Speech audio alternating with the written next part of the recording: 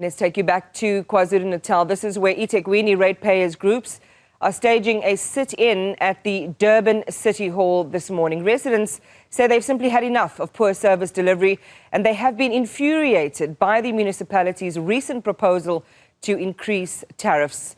Newzroom Afrika's Karinda Jagmohan brings us those details live from there. Karinda, good morning. Again, another morning in KwaZulu-Natal, in the city of eThekwini, and more people out on the streets. It is Human Rights Day, and this forms a central reason for why the people behind you are gathered there. Tell us more.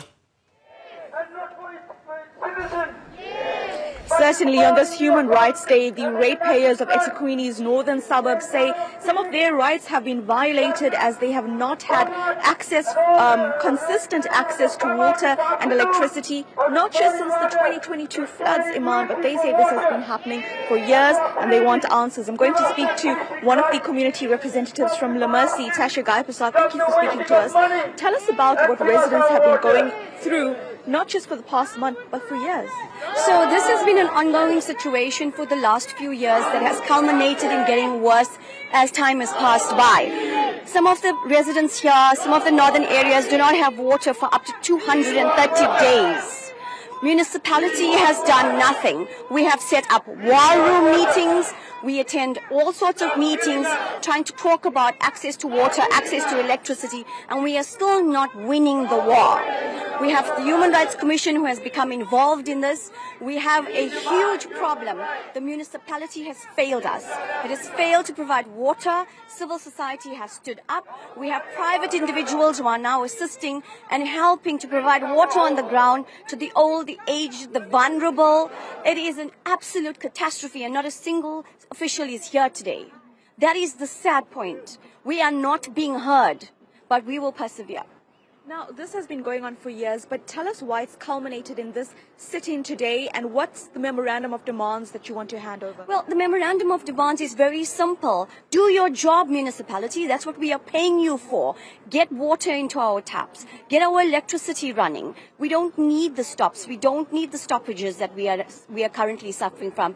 Ailing infrastructure. Infrastructure that they were told about years ago, decades ago, that needed to be replaced.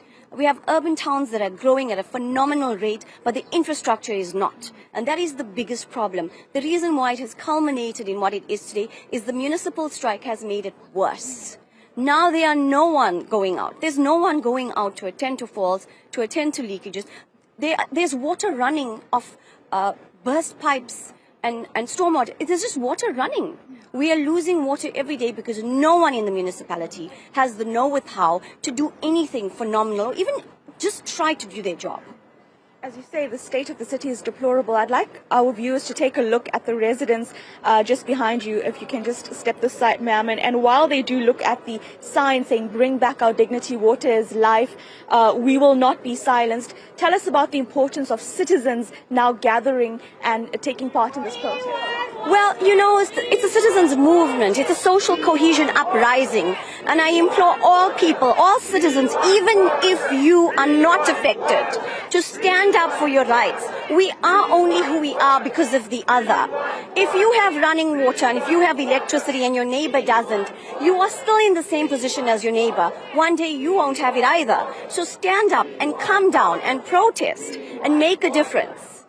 Tasha Gaipasar from the La Mercy Ratepayers Association, thank you for your time. And just Iman, I'll just show you some of the signs as you see. These are some of the residents that have been, say that they've not had proper, constant access to water and electricity for quite some time. Over the past month, we've showed you the state of the city with waste strewn across the city. And now we're seeing more community members, more residents come to the fore to actively protest. This, they say, is illegal sitting on the steps of the Durban City Hall. And as you see, some of these signs carried especially by women who are most impacted by this says, "Water is life. We need clean water. We demand water in our taps."